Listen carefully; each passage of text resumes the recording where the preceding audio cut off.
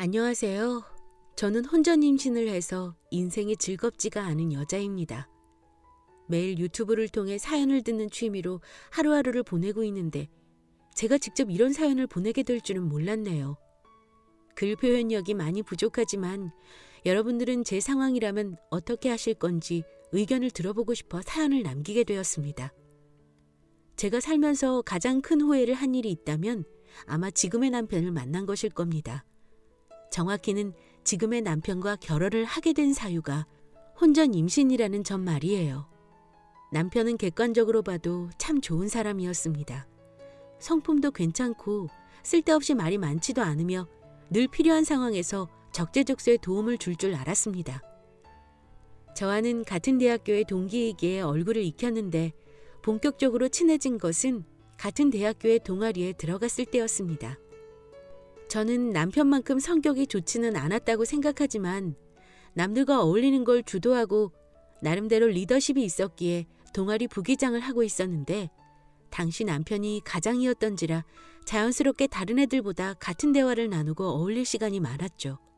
서로 관심사도 맞고 보내는 시간이 길다 보니 사귀는 것도 금방이었습니다.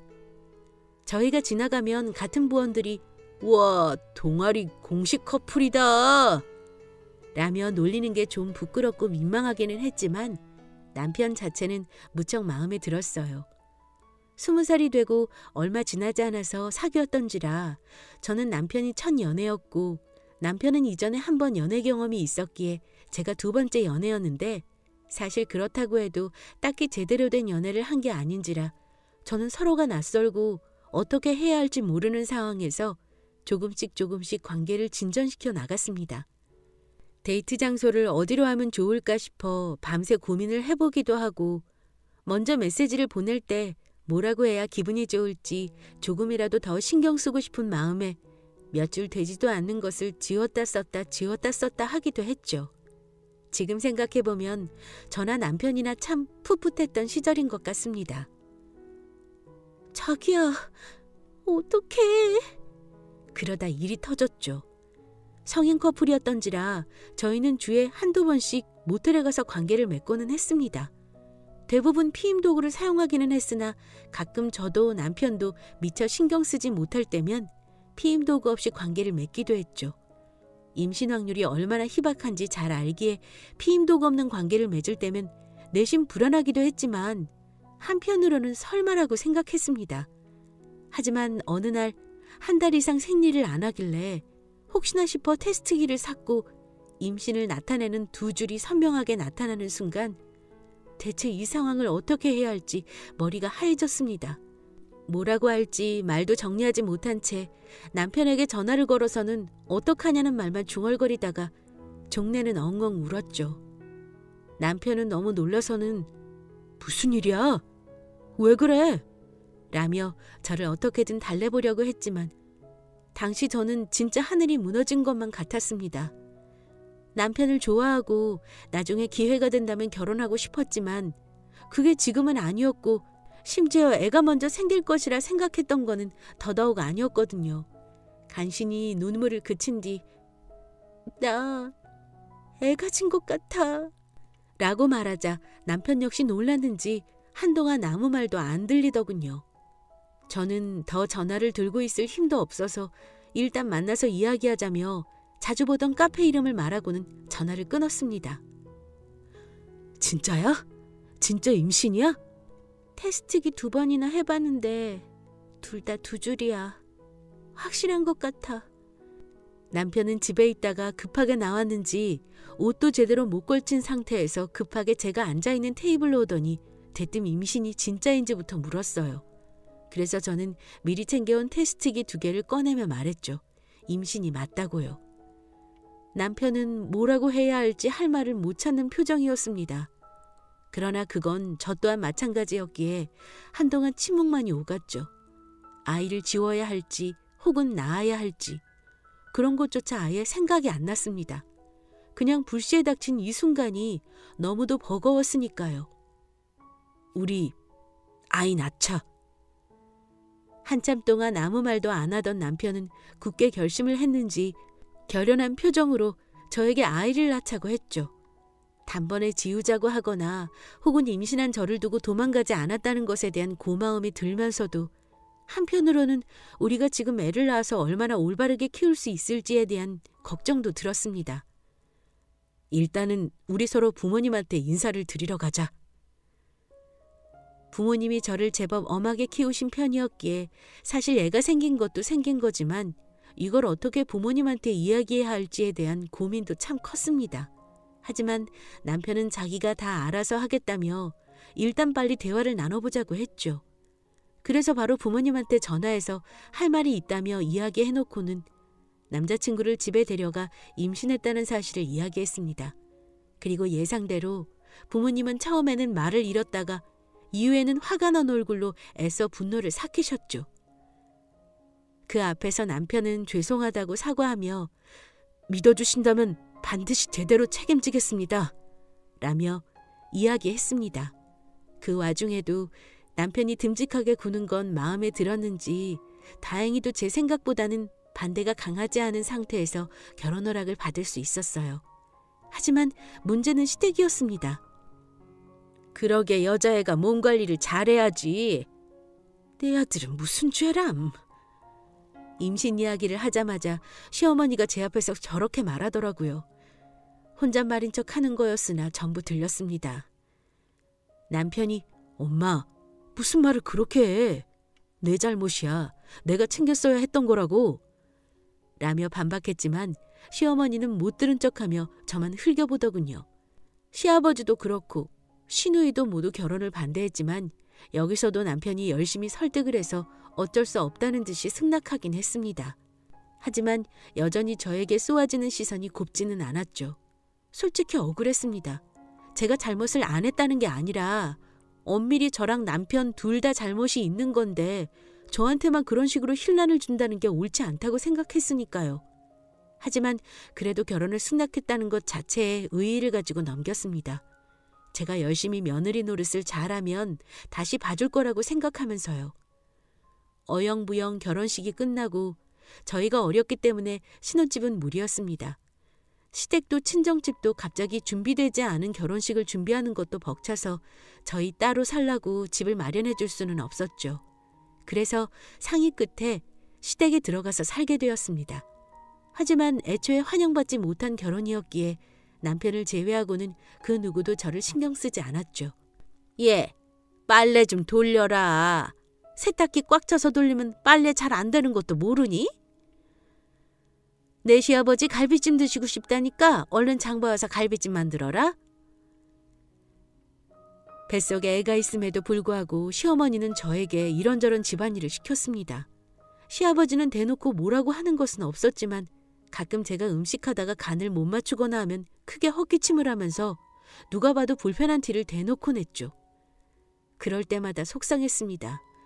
극진하게 대접해주는 걸 바라는 것도 아니었습니다. 그냥 애가 있는 상황이었기에 제가 무리해서 움직이는 게 힘들 수 있다는 것만 알아주기를 바랬죠. 근데 가끔 배가 땡겨서 조금 있다가 바로 할게요 어머니 라고만 해도 그렇게 게을러서 애는 어떻게 키우려고 빠릿빠릿 움직여야지 하며 온갖 닥달을 다 했습니다. 그 덕분에 힘든 몸을 이끌고 청소, 빨래, 요리 등 집안일에 시달리다가 하루 종일 끙끙 앓기도 했습니다. 엄마, 애도 있는데 이렇게 무리하게 일을 시키면 어떡해. 남편이 이야기를 해줘도 무용지물이었습니다. 오히려 나중에 남편이 없을 때 제가 남편에게 이런 줄 알고 저를 미워했죠. 게다가 이 시집살이는 시어머니뿐만 아니라 남편의 누나, 시누이 때문에 더 고통스러웠어요. 때리는 시어머니보다 말리는 시누이가 더 밉다는 옛말이 있잖아요. 차라리 말리는 척이라도 해줬으면 오히려 고마웠을 겁니다. 시어머니가 안 계시는 날에는 시누이가 집안 왕이 되어서는 진짜 무슨 노예 부려먹듯이 매일같이 자기 방으로 불러서는 방 청소 좀 해줘. 나 안마해주라. 설거지 안 돼 있던데 확인 안 해봤어? 라며 집안일은 물론 자기 잔심부름까지 죄다 저에게 시켰어요. 당연히 몇 번은 부당하다고 생각되는 요구에 죄송해요. 지금 좀 몸이 안 좋아서요.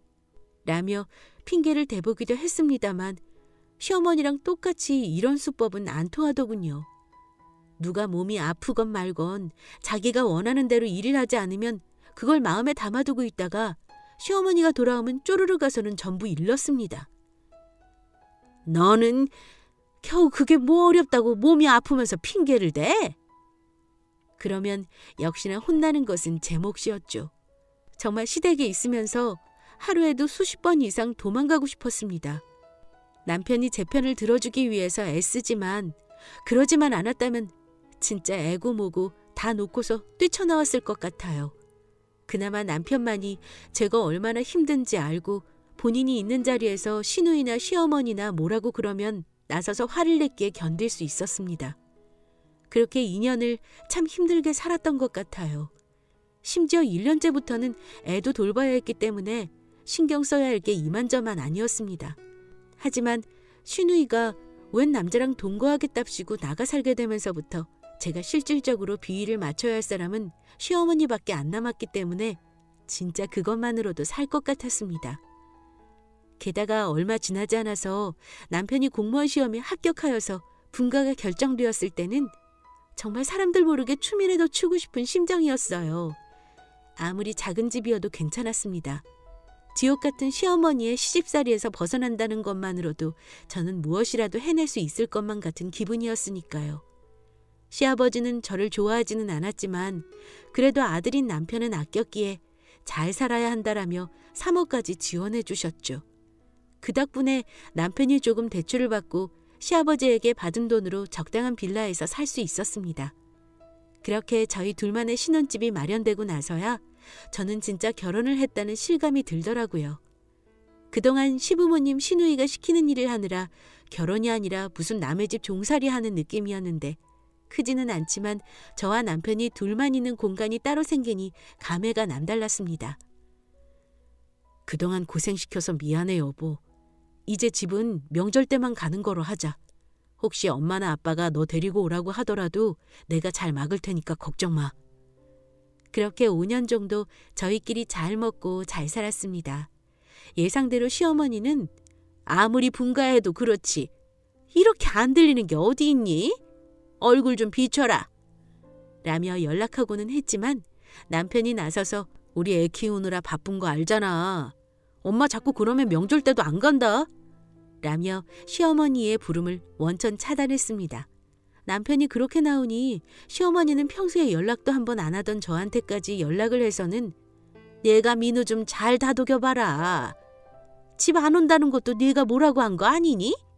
라며 시비를 걸듯 핀잔을 주고는 했지만 어머니 아니에요. 저는 오히려 가자고 하는데 그이가 안 간다고 하는 걸요. 어머니가 이렇게까지 저한테 전화 주셨으니 저도 한번 말 잘해볼게요. 근데 어머니도 아시다시피 그이가 씨가 한번 결정한 건 잘 안 바꾸잖아요. 제 말도 안 들을 수 있으니 그 점만 알아두세요. 라며 전화를 끊었습니다. 그걸 몇 번 하니까 시어머니는 아예 포기했는지 명절이나 본인 혹은 시아버지 생일이 아니면 연락도 잘 안 하더라고요. 그러다가 정말 오래간만에 명절이 아닌 시기에 시댁에 갈 일이 생겼습니다. 바로 동거한다고 나갔던 시누이가 본격적으로 결혼을 하겠다고 이야기했기 때문이었죠. 집안 사람들한테 남편 될 사람 인사시킨다기에 저희 또한 빠질 수가 없었습니다. 결혼하시는 거 미리 축하드려요.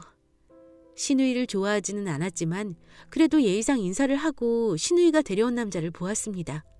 근데 제가 알던 얼굴이 아니더라고요. 처음 시누이가 동거를 한다고 나갔을 때 같이 살 남자를 집으로 데려온 적이 있던지라 얼굴을 기억하고 있었는데 다른 사람이었습니다. 일단 모르는 척하고 화기애애하게 식사 자리를 가진 뒤 집에 와서 원래 동거하시던 분 계시지 않았어? 잘은 기억 안 나지만 저렇게 안 생겼던 것 같은데? 라고 남편에게 묻자 남편은 누나 원래 동거하던 사람은 헤어졌나 봐. 6년 정도 동거했다고 알고 있는데 결혼 문제로 다툼이 많았대. 그래서 누나가 먼저 차고 저 사람은 만난 지 그렇게 오래 안 됐다고 하더라. 라고 이야기해 주더라고요. 게다가 들어보니 그 남자는 시누이가 그렇게 오랜 기간 동거했던 사람이 있는 줄도 모르고 있는 모양이었습니다. 솔직히 결혼할 사이에 동거 같은 큰 문제를 숨겨서는 안 된다고 생각하기에 신우의 행동이 고와 보이지는 않았지만 그냥 모른 척 했습니다. 괜히 휘말려서 귀찮은 일 겪고 싶지 않았거든요. 그냥 결혼하고 제 눈앞에만 안 뛰기를 바랬습니다. 하지만 신우이가 결혼을 하기도 전에 문제가 생겼죠. 분가한 뒤로 시댁이랑은 연락을 안 해서 잘 몰랐는데 당시 시아버지가 하던 사업이 조금 힘들었었나 봅니다. 자세히는 알지 못하지만 원래 벌던 수입의 반도 못 벌었다고 하더라고요. 원래 잘 되던 사업이기는 했지만 그렇게 예상치도 못하게 버는 돈이 반토막이 나니 평소 지출 스타일대로 쓰다가 저축했던 돈까지 까먹고 뭐 그랬다고 들었습니다. 시아버지도 제 시집살이에 조용히 한몫하기는 했지만 그래도 지금 신혼집을 얻는 데 있어서 시아버지가 3억 지원해 준 것도 있고 해서 안타깝다는 마음이 들었습니다. 대출받아서 누나 좀 보태주는 건 어떨까? 근데 시아버지 사업 때문에 신우이 결혼에 큰돈을 주지 못하는 것 때문에 남편이 제게 대출을 받아서 신우이 결혼에 보태주자는 이야기를 꺼냈을 때는 화가 머리끝까지 났습니다. 시아버지에 대한 안쓰러움은 온데간데 없어졌죠. 제가 신우이한테 그렇게 시집살이를 당했다는 걸 제한다고 하더라도 우리 집조차 그렇게 넉넉한 형편이 아닌 상황에서 그렇게 무리해서까지 보태줄 사람이었다면 애초에 저희 가족한테 너무 잘해서 정말 남인 제 입장에서도 가족만큼 소중해야 가능한 거 아닌가요?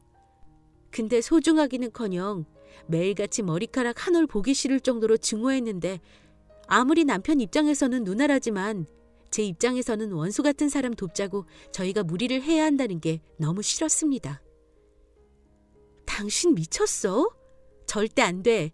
형님이 나한테 엄청 잘해줬어도 고민해볼까 말까 하는 판국에 시어머니만큼 나 시집살이 시킨 게 형님이야. 근데 어떻게 내 앞에서 대출을 받아서 형님 도와준다는 이야기를 해? 나도 알아. 근데 누나도 처음 하는 결혼이고 우리 신혼집 차릴 때 아빠가 도움 많이 준 거 자기도 알잖아. 그러니까 차라리 당신이 대출 받아서 시아버지를 돕는다고 했으면 나도 이해했어. 근데 아니잖아. 그 돈 온전히 형님한테 들어가는 꼴 나는 죽어도 못 봐. 당신 그럴 거면 나랑 헤어져.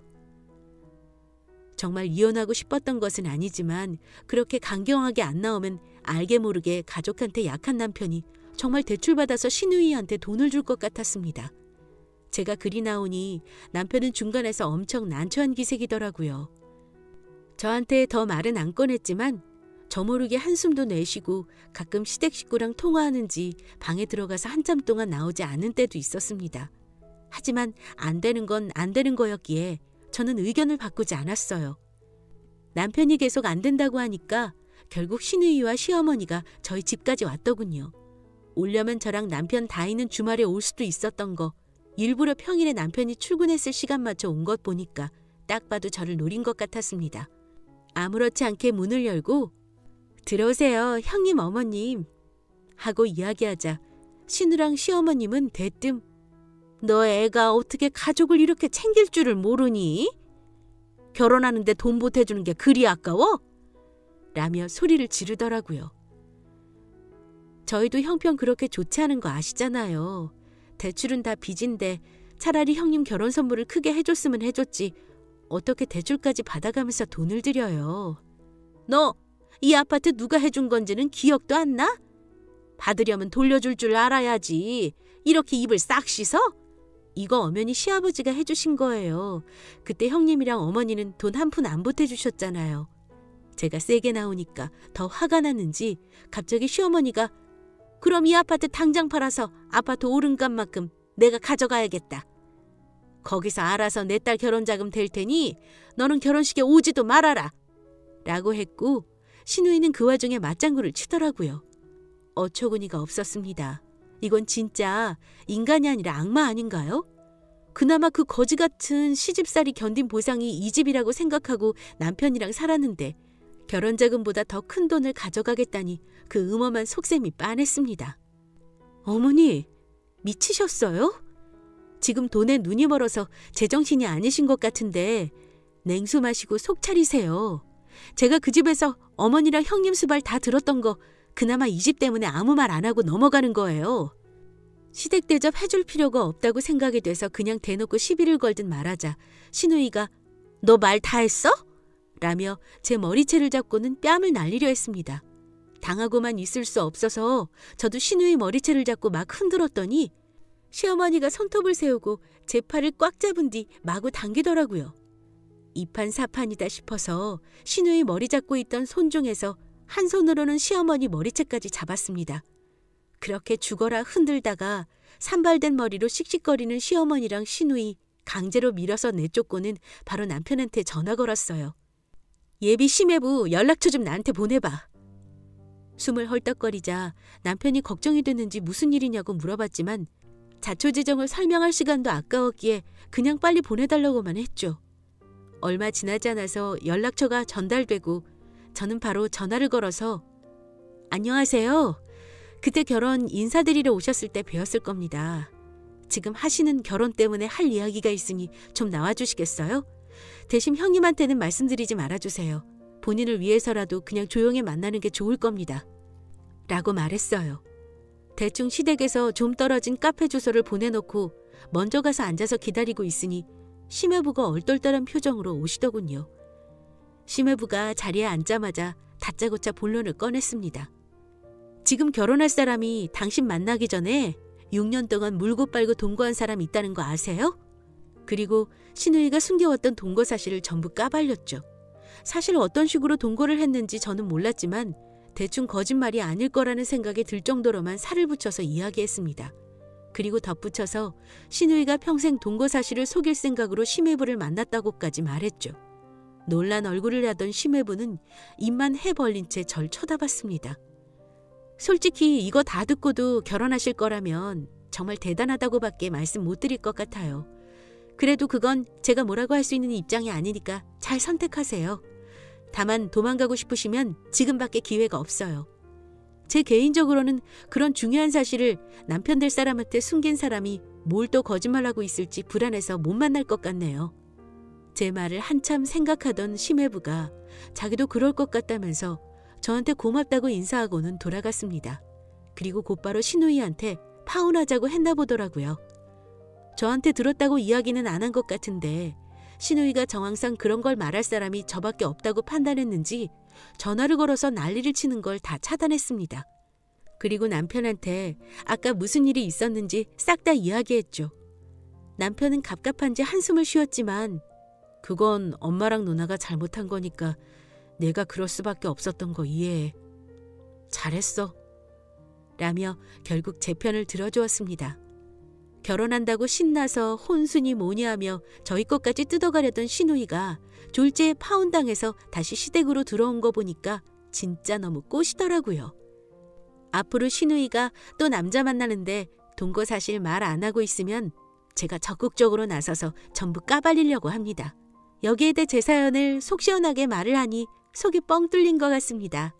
저보다 더 시집살이가 더 힘드신 분도 많으시겠지만 무조건 바보같이 당하고만 살지 마시고 할 말은 하면서 잘 사시길 바랍니다. 요즘 세상이 옛날 조선시대 아니잖아요? 다들 코로나 조심하시고 행복하시길 빌게요. 제 사연 들어주셔서 감사합니다.